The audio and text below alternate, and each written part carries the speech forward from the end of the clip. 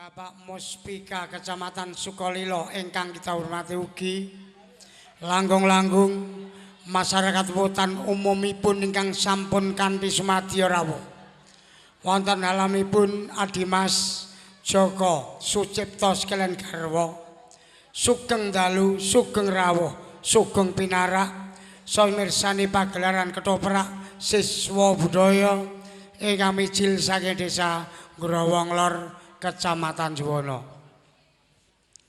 Ingkang kanthi dalu menika sumangga kita sami-sami manjataken puja puji syukur wonten ngarsa Gusti Allah dene panjenenganipun Adimas Joko Sucipto sakeluarga. Sesarengan kaliyan masyarakat Wotan umumipun mugi-mugi kaparingana rahmat hidayahipun hinahipun saking Gusti Allah seger kewarasan bagas waras sehat walafiat boten lan satunggal menapa-menapa pikantuk kanugrahan rezeki saking Gusti Allah ingkang malimpah ruah.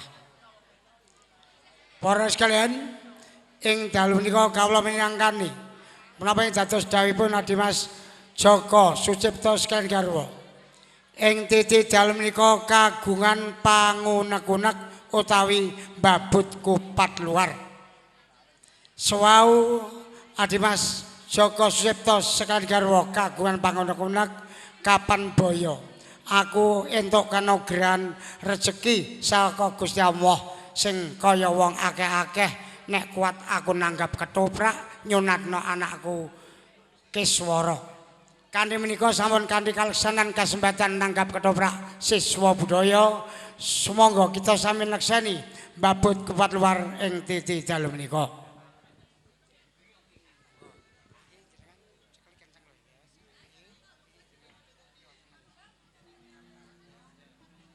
Bismillahirrahmanirrahim. Nari kupat luar saka babat luar kisah sekolah sing aku tanggakan panjang siswa cepak rezeki terus pandang pangan ten lawu.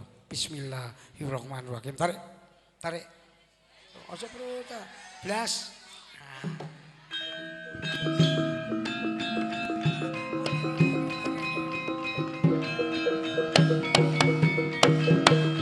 Alhamdulillah.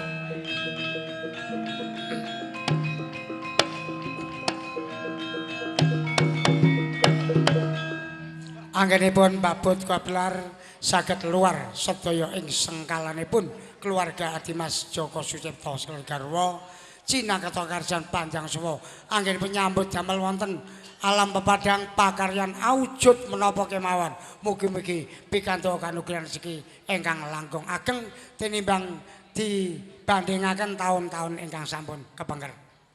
Para sekalian ing dalu menika Adimas Sucipto kagungan kesok ambuka kitanan putranipun ingkang asma anak Mas Endra Kiswara ingkang sampun kaislaman kanthi lestari widodо nir ing sampikala. Mugi-mugi anggenipun kitanan enggal saras kados wanipun enggal lumut ing bangku sekolah migunani dumateng nusa kelawan bangsa negari lan agami dados tuntunanipun para kaneman wong ing dusun wetan. Sumrambah wonten para lenggah para tamu kakung sumana putih sampun kanthi rawuh siang ngantos dalu menika ngaturi awujud menapa kemawon dumateng Adimas Joko Sucipto Bapak Adimas Joko Sucipto ngaturaken gunging panuwun tanpa upami mugi-mugi Gusti Allah Subhanahu wa taala mari piwelas panjenengan mati tigal. Wonten tata pelanggaran atur pasukan kirang nyekapi dipun kesami Adimas Joko Sucipto nyuwun pangapunten agung kanthi kawon panggenan kirang nyocoki ta kirang cekap kangge para tamu pelengkah ing titi dalu menika. Mboten kanthi kasupen Karang Taruna pelayan pelajen lados dumateng panjenengan sami kirang subuh satripun Adimas Joko Sucipto nyuwun pangapunten ingkang kathah-kathah. Para sekalian ing dalu menika siswa budaya badhelenipun dumateng masyarakat Wotan. Siang kalawau satunggaling cariyos pisunan dalu menika nggih pisunan cariyos ingkang badhepun ayat ing rombongan kelompok siswa budaya niki Sunan Kalijaga Sungkem Besawa nyolong kotak amal. Terus mesti pepering cariyos siswa budaya makarya tandang tanduk salah bawa atawacana kirang nyocok dipun sami kaladas nami pimpinan kelompok siswa budaya nyuwun pangapunten agung kanthi siswa budaya sampun 53 dina dereng nate mulih dereng nate wangsul enjang-enjang ngerasa nimbal wonten daerah Sulur Wirosari Purwodadi sedinten sedalu. Kula kinten atur kawula namung cekap semanten wonten klanten kula matur manungsa limrah nyuwun gunging samudra pangaksami. Wabillahi taufiq wal hidayah. Wassalamualaikum warahmatullahi wabarakatuh.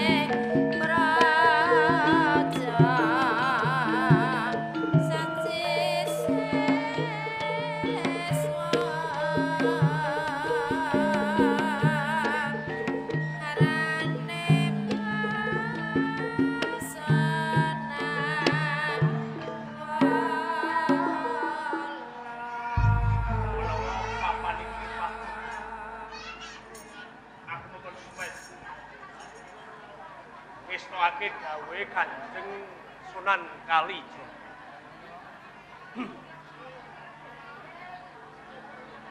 Singgah-singgah kala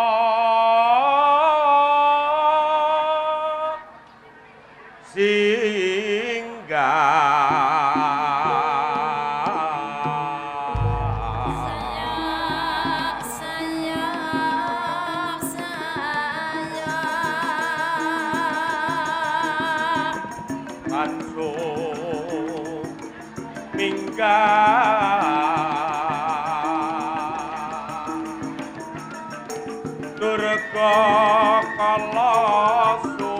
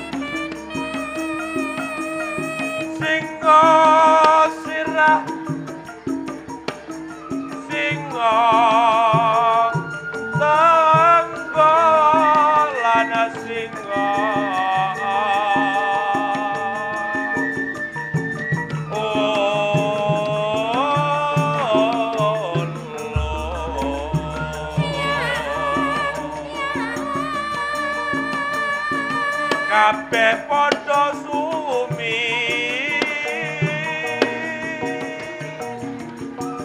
ngira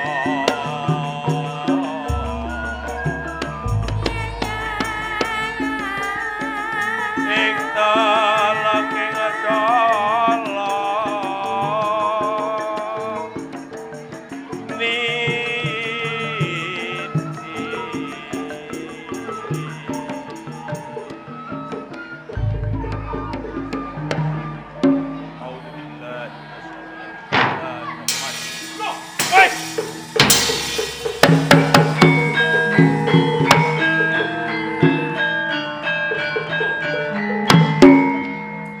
pawungan keng mawa singa.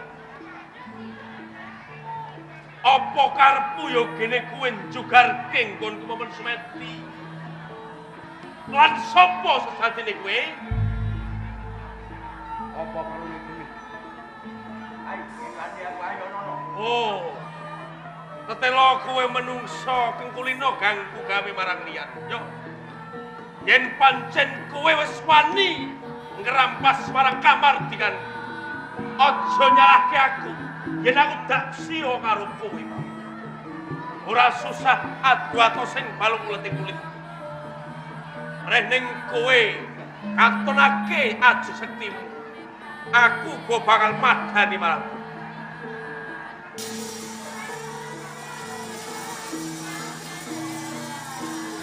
Out! Bas!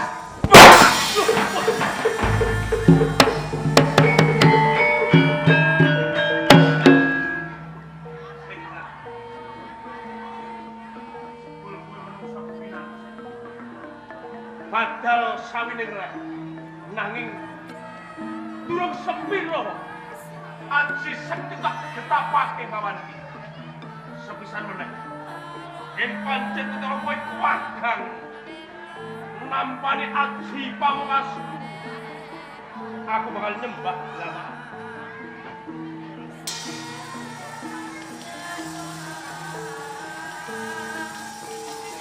apa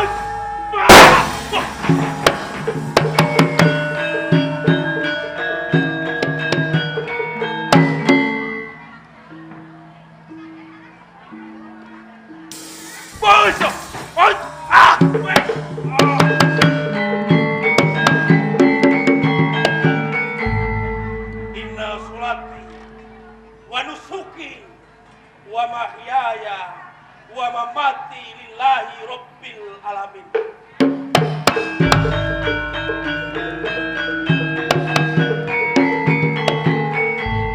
Kawan ngosu. Yo kene sawise aku nyebutin kaya mangkono satemah. Kowe ngelokro. Yo semune kowe ora mentolo mateni marang aku. Semune kowe ngeman marang raga. Sopo sak tenane kowe? Loh, Kanjeng Sunan Kalijaga. Kulo Kanjeng Sunan Kalijaga. Lajeng menapa darunanipun dinijengan tingko? Parentah dumateng kula supados mempen semedi wonten ing papaning kengingit. Nanging teman jangan tinggal jugaraken anggen kula semeti. Kados dene jangan tinggal menika nyobi dumateng kasekten kula. Kabisan. Supo. Iji kula. Apa gunane kowe nggon nyebut Inna sholati wa nusuki wa mahyaya wa mamati lillahi rabbil alamin. Nanging nyatane kowe isih singguh marang karameaning dunya. Kowe isih kepilut marang kaendaning jagat. Kowe isih seneng wong ayu. Nanging kowe ora ngestokke kewajibanku. Kowe wis nglirwakake. Coba nggon mumpen semedi nyeping separa mah asing asamu. Kowe duwe karep apa? Kanjeng Sunan Kalijaga. Bebentu menapa ingkang kula sandhang ing manggenipun. Menawi tetela kula waloka wonten kesanipun Guru Kanjeng Sunan Kalijaga. Becik waloka tinimbang kok kumbeni. Kanjeng Sunan Kalijaga. Kula wali menapa? Anggen kula mempen semedi mahalul wonten kesanipun Allah Subhanahu wa taala. Supados kula menika pikantuk margi ingkang sae. Lan kula saged ngudharat sarta madhangake pepeten jroning manah kula. Apa sing dadi pepetenging atimu? Menapa ing mangkenipun menawi kula waloka Kanjeng Sunan Kalijaga boten badhe duka dhumateng kula. Wong luput sing njaluk ngapura ku wajib ngapura. Yen wong tumindak ora gelem ngakoni tegese wong kuwi ora gelem ngakoni marang kalupusan. Jalaran ingkang badhe kula aturaken menika sambet. Lan menapa iki dados sabdanipun Kanjeng Sunan Kalijaga ing sampun kawin. Coba kandhang aku tak ngerti. Menika perkawis wanita. Dara apa to? Ini wanita. Rikala kula ledang wonten ing alas kayu wangi wonten ing tlatah Praja Tuban. Kula menika manggihaken sedherekipun wanita ingkang katembetipun oyak-oyak dening brandal compreng. Ingkang tetela banitipun rudha paripeksa. Lajeng kula tetulung dumateng wanita kala wau. Salajengipun sampunipun kula kasembatan mitulungi dumateng wanita kala wau. Nanging elok sanget. Jroning malah kula menika tansah kula pitakulan. Sasampunipun kula tulungi lajeng klepatipun tinggal gelanggang Jawa.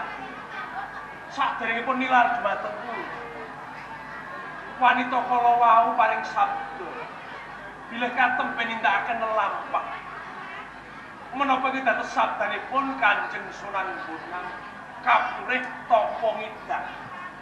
Sinareng kula tak yenaken jebule wanita kala wau nindakaken tapa ngidang. Ing pengangkah kepengin manggahaken kadangipun sepuh. Monggo kula menika mesakaken dumateng panandhange wanita kala wau. Kula kepengin sanget tetulung dumateng wanita ingkang nandhang sengsara menika Kanjeng Sunan. Kowe sing dadi petenge atimu. Injih Kanjeng Sunan. Jalaran napa kowe nganti peteng. Nggonmu tetulung kuwi ora ikhlas, tulus lahir batin. Sing menapa kan? Jalaran kowe isih duwe pamrih. Mergo kowe tetulung, kowe duwe pamrih karo bocah wadon kuwi. Duh. Kanjeng Sunan Kalijaga. Apa pamrih?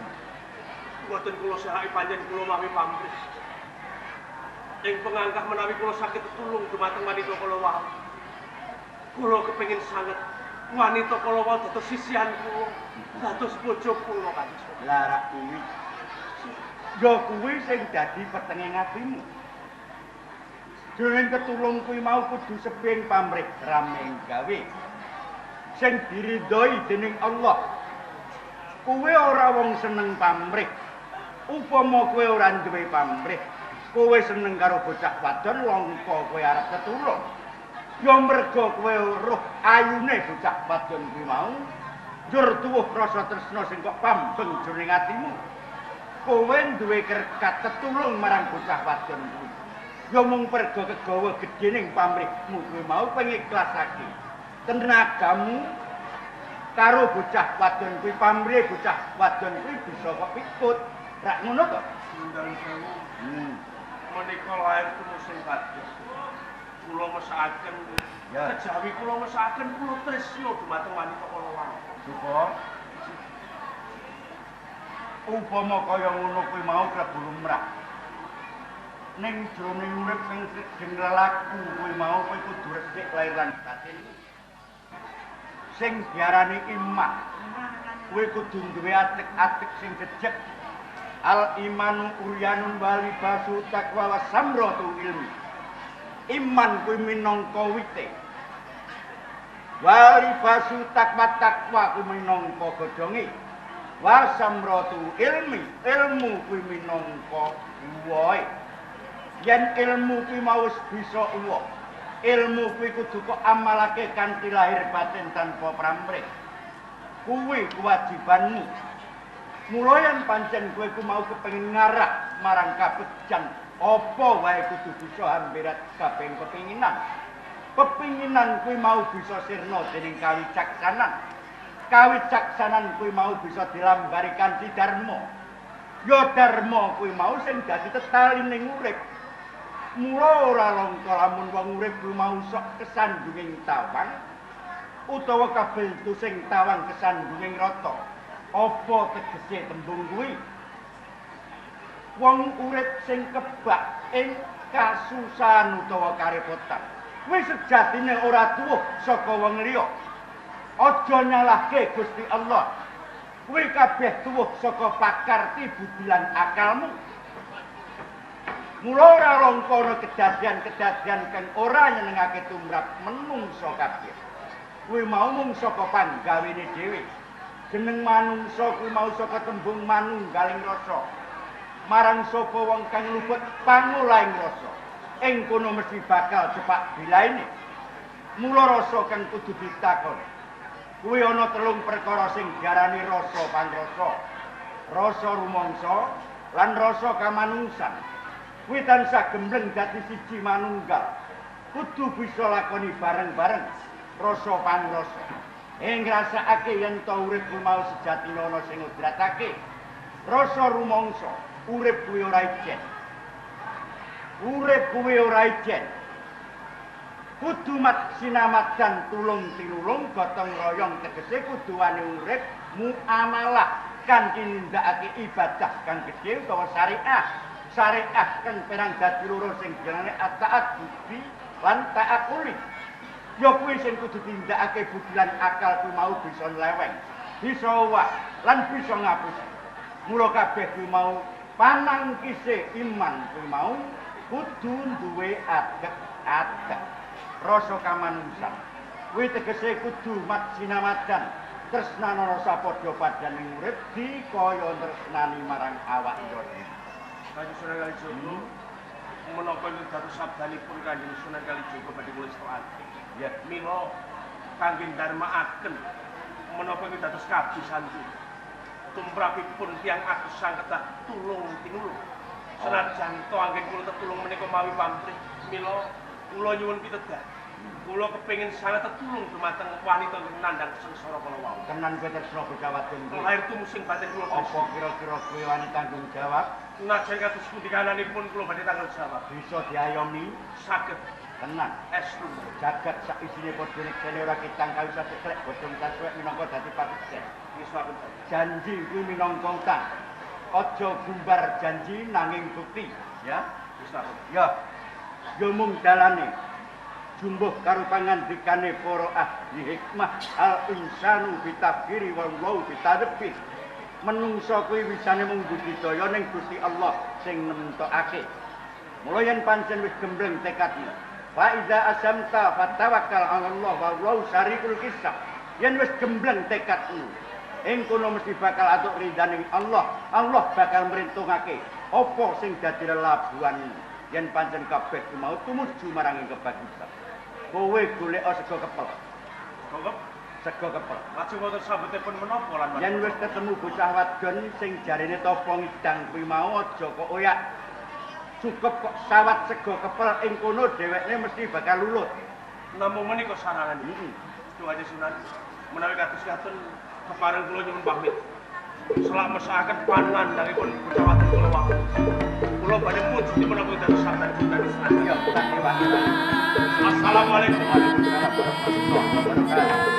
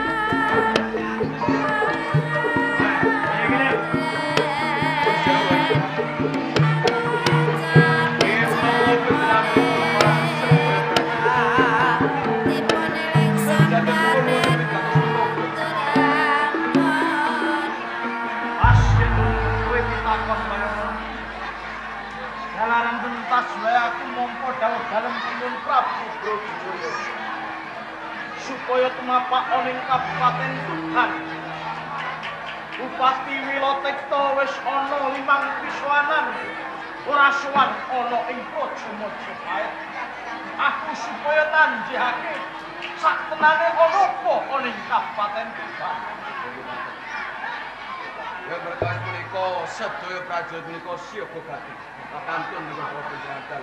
Iki kok ana prajurit loro cilik-cilik iki. Menika padanan enggal ingkang dipun Nggih. Niki prajurit enggal ingkang golocah kula. ya nika. Apa wis limpat nggone olah bela raga? Senajan to menika tasih alit. Nanging sampun lipat anggen olah pidane peperangan. Kaya ngono. Nggih, nggih. Yen ngono saiki uga yo ditalake. Oh, ana ing Ayo.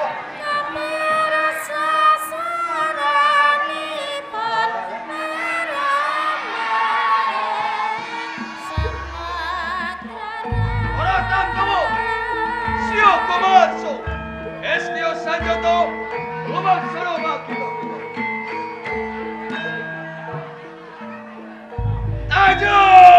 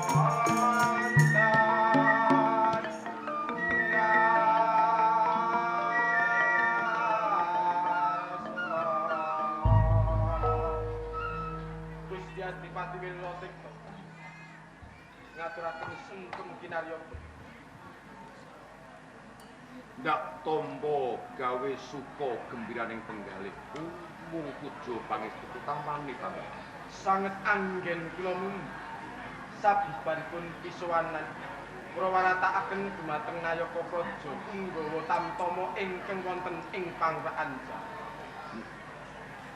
mung wae Yan Patih tambah Gusti Adipati tenane selak nyerang penggalih aku kepingin nampa atur palapuran iku kepiye jroning Kadipaten Tuban sumrambah ana ing desa ngadesa Gusti Adipati Wiyotejo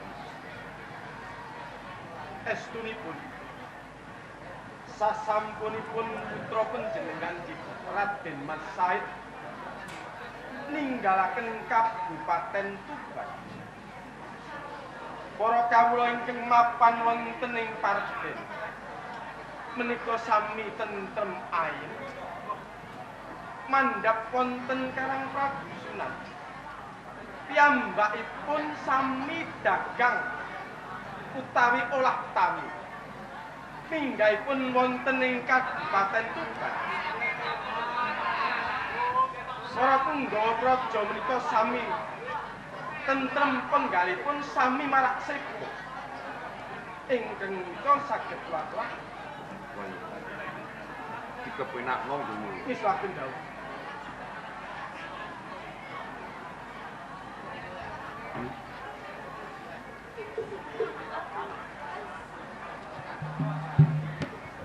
pasuwanen ing Pendopo Agung Kadipaten Tuban diadhep dening para nayaka praja sumrambah para prajurit kok njur kowe nangis sesenggukan sing kok galih apa Ibu Nisa Kang Mas Wiloting iki menapa panjenengan mboten saged ngraosaken panalangsaning kados kula Kang Mas pinuju biswaranaku wonten ing Pendapi Kadipaten Tuban saben kula mirsani dhateng putra panjenengan menika sowan kabiyantara wonten saudara nanging dinten menika putra panjenengan kekalih boten wonten ing kekadang menawi Sahid dalah rasa wulan boten oncat saking Kadipaten Tuban kula tasih saged nyambang sepinten kadiwasanipun putra-putra kula kekalihipun kalih sedaya jumuning kalepatan menika wonten panjenengan Kang Mas Wiloting menawi boten kesangetan anggen panjenengan duka dhateng Raden Sahid boten kelampahan rasa wulan ugi oncat saking Kadipaten Tuban Kang kapilara kula pecah tinimbang kula gesang tanpa putra kula kekalih Kang Mas Wiloting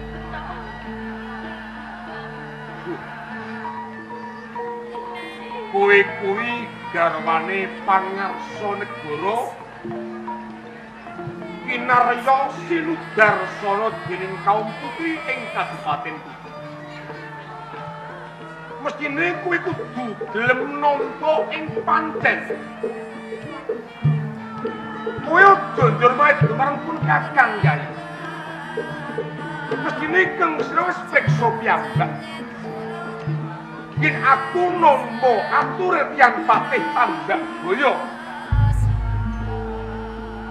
wiwit dewasaning Sahid kuwi mung tasah nunjang sarak nyinggiring bener tuladane godhang pangan kabobol Nayaka Praja karampas dening bandane uga keh kawula kang padha dibradat marang raja kaya njur aku kudu kepiye justru aku sawijining pangayoman aku kudu manggon ora ing tengah-tengah adil ora caplak anding ora mawas marang sok sapa wae senajan Sahid kuwi kalbu semaning daging kuwi ning tanggep luput kapeksa aku negake tak tunduk saking praja Kadipaten Tuban Siaji. Mas Wilotikta, kula ngertos pilih putra panjenengan ngantos panjenengan tundung menika jalaran dados Brahmacora Bener. utawi dados brandal. Nanging panjenengan kedah saged mingu dhateng kula lan putra panjenengan. Wonten tetembungan sakgalak-galak ing sima kae ora bakal mangsa marang gogore dhewe. Semanten ugi panjenengan Kang Mas. Panjenengan minangka tiyang sepuhipun Raden Sahid. Menawi saestu Sahid menika sampun nerak ing bebener. Monggo dipun bilasi jiwanipun. Dipun papanaken wonten ing panti pamulangan. Arak saged kemawon Kang Mas Wilotikta. Siaji. Kowe kudu bisa mbeda-mbedakake ngendi kapribaden lan ngendi kapraja. Yen bab kapribaden pun Kakang ora bakal negake Den Sahid lan Rasaula. Nanging perkara iki bab perkara kaprajan. Yen saya tak umbar pindhaning saplek mungguing rapat. Yen ora enggak disirnake tak mbebayang. Lho Jeng, yo perkara kuwi. Mengopun Kakang bakal paling jauh supaya matik-matik nyang dijenengi setan Rasul. Matur nuwun.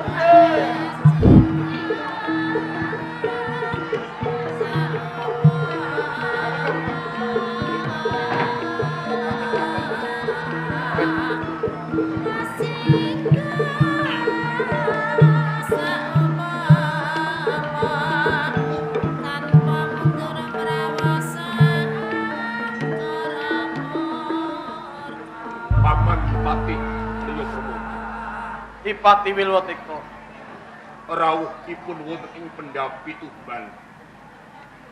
Kula namung ngaturaken pambagya wilujeng rawuhipun. iya ndak tampa tiga kosok balene pangestu kugo tampano Sanget pundi Lojipa. Paman Patih Yuprem. Ndadosaken kageting manah. Dene rawuh jinandika mboten taos katrangan saderengipun. Menika namung badhe tuwi kaos ing Kadipaten Tuban menapa ugi pikantuk dawuh saking ngersa dalam rawuh Prabu ing negari Majapahit paman. yo sepisan aku uga pengin mangerteni kaya ngapa to swasana ing Kabupaten Tuban nanging sing angka kalih tak jumbuhake kelawan sabda Sunan Prabu Brawijaya sing wis lumuntur marang aku. Wis ana 5 rambahan siadi Wilotikta ora sok blupeti ana negara Majapahit. Kamangka kabeh iku mau pinungka jangkeping saka guru ana ing praja Majapahit. Yen tetela kaya ngono kok siadi ora utusan gandhek sak kembaran pinungka dadi badal wakilmu. Sapandurat kula mboten saged matur menapa-menapa. Awit kula tansah karonta-ronta manah kula bilih kula nyawang kahan ing negari Tuban dalem. Musik to. Kok sliramu karonta-ronta nyawang ana ing Kabupaten Tuban. Jewineh mula bukane opo? Ampun ngantos kula menika dipun sengguh menawi kula badhe unggih ing negari Majapahit menika mboten. Kabeh ana jaja kula mboten seratanipun. Menawi kula badhe ngengkeng negari Majapahit menapa malih? Kula jumeneng Naradipa ing Kadipaten Tuban. Menika awit karo ageng palimer modal Sang Prabu Rama ing negari Majapahit. Inggih awit karanten kula menggalihaken dumateng putra kula kekalih Raden Sahid saha Rasolan wekdal menika sampun sawetawis lami mboten nate kundur ing negari Tuban ngantos garwa kula ugi nuduh kaliyan mila Raden Patih ya punapa nggih menika anggen kula mboten suwek negari Majapahit Raden Patih Dadi ora nggonmu netepi kewajiban ana ing Praja Majapahit karana anakmu loro Rasaulan lan Raden Sahid sing saiki ora mapan ana ing Kabupaten Tuban. Ngaten. Wilwatekta. Nggih. Yen kaya ngono kuwi aja kok gandeng ceneng karo kewajiban ana ing Praja Majapahit. Kamangka Wilwatekta. Nggih. Akeh saka guru ana ing Praja Majapahit kuwi padha disumpah ngiwakake kabutuhan ing kapribaden nengenake kabutuhan negara. Yen kabeh ku mau kok gandeng cenenge karo kapribadenmu kuwi leput munggo ing negara ing Praja Majapahit. Kula ngertos. Menawi kula nggodhalaken satunggaling saka butek dekat dari Majapahit. Lebak mungging kapraja. Nanging kan patih kula promosi. Wekdal menika tasih mupus manahku. Demi Allah, kula mboten badhe mbibi perkawis ing enggal Sukretani Giri Majapahit. Mila menika Paman Patih, kula minta tulung. Jenengan dika kula tringgal kontren Giri Majapahit. Matur menapa wontenipun ingkang kula sandhang. Oh, yen ngono aku kudu bali ana ing Praja Majapahit. Wilwatekta. Tekaku ana ing Kabupaten Tuban cetane sinampilan Purba lan Wasesa. Mula sangka kuwi aku njaluk kanthi banget. Saiki uga ayo Wilwatekta bebarengan kelawan aku tumuju ana ing Praja Majapahit.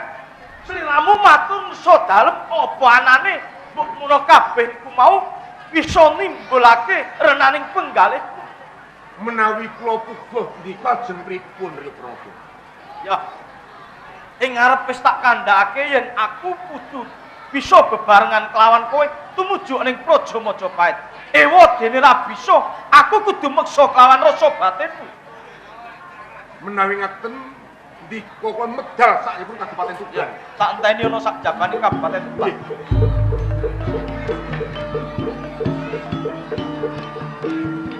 Mas Wilwatekta. Mbok injiya panjenengan kula aturi suwan dedesanipun Rama Prabu. Kados pundi dukanipun Rama Prabu mangke menawi panjenengan boten kersa sowan. Menapa badhe kelampan Tuban kanthi ajanging peperangan Kang Mas? Cukup Kanjeng. Patih tambah mulya. Kowe pinangka dadi bakal wakil. Metu ana Paman Patih kaya Pramodari ana ya. Yen ora gelem mung sebodho kowe.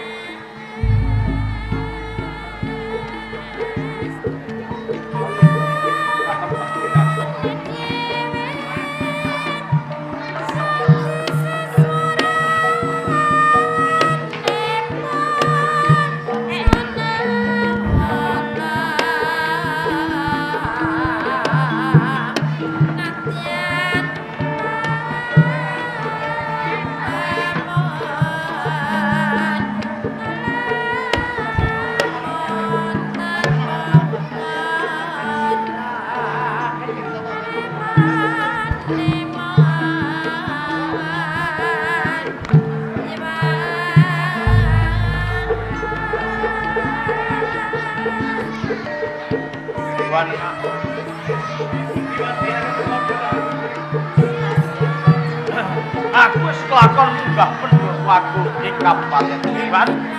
Kapara pinanggih karo penjalan Bupati Wilwatekta. Malah aku durung entuk pawangsulan Kang Batok supaya ngranti ana sak jabaning pendhapa Tuban. Neng kula pinten bebayani napa mboten prajurit saking Kabupaten Tuban lan tiyang saking Kabupaten. Bebayani lan ora sing baku prajuritmu ditata siaga ing gati. Makawis menika kula ingkang nyagaken gelaring para prajurit saking ing Kraton Majapahit. Yen kaya ngono bakal tak ranti apa pawangsulan sing pat.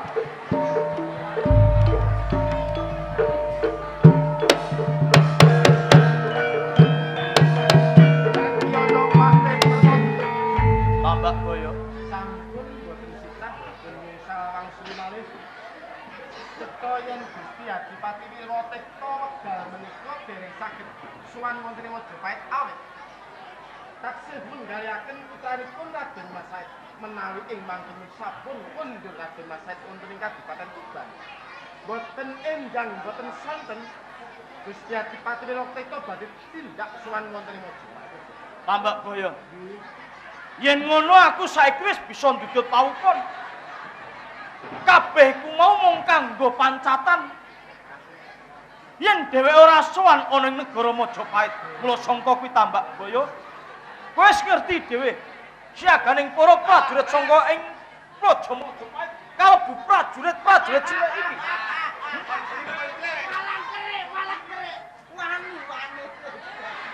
Nuwun sewu kira-kira patis Pramoda. Ya. Tuban boten diberi perkawis. Dene panjenengan saking Mojopahit krek lampet dengan tipul prajurit-prajurit. Kapeksa padhepi kan. Oh, elok gedeng silahmu wae.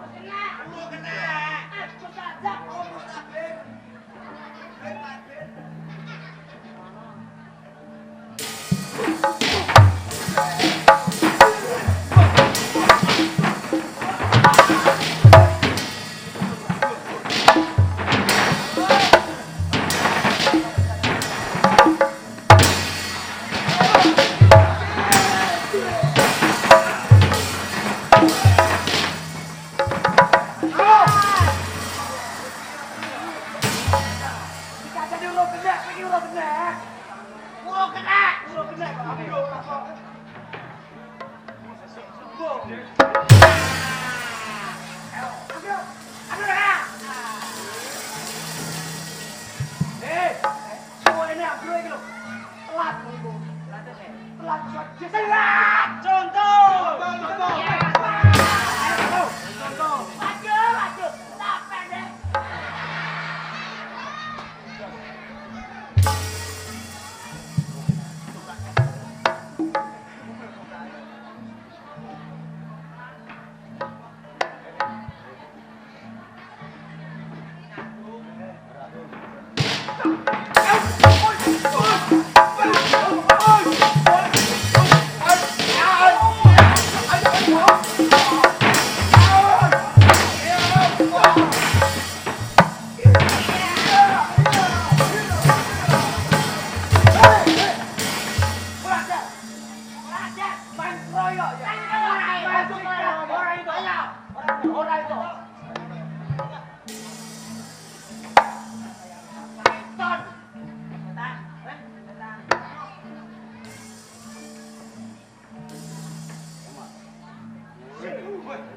Ono coplok lambi.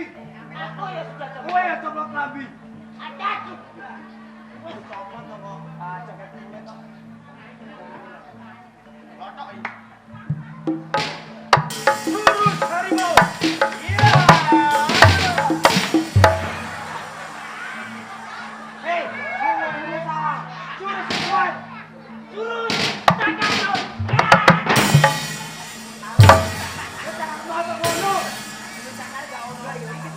Akan mau jauh. Nah, orang mungkin menung, orang mungkin daging entek kayak barang ekor. Waduh. Ada beberapa api.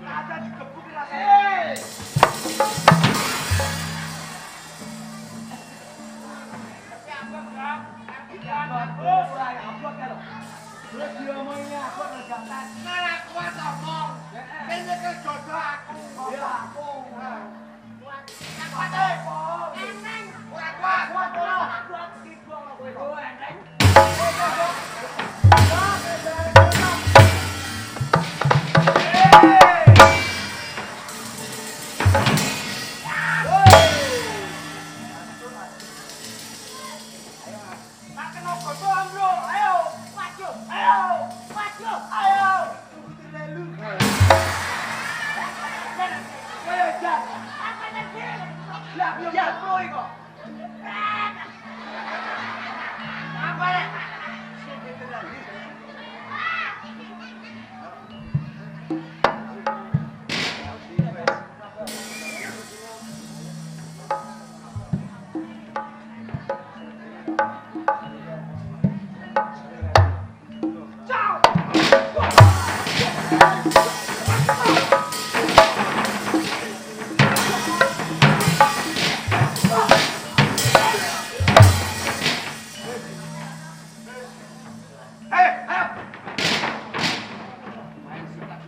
Alas.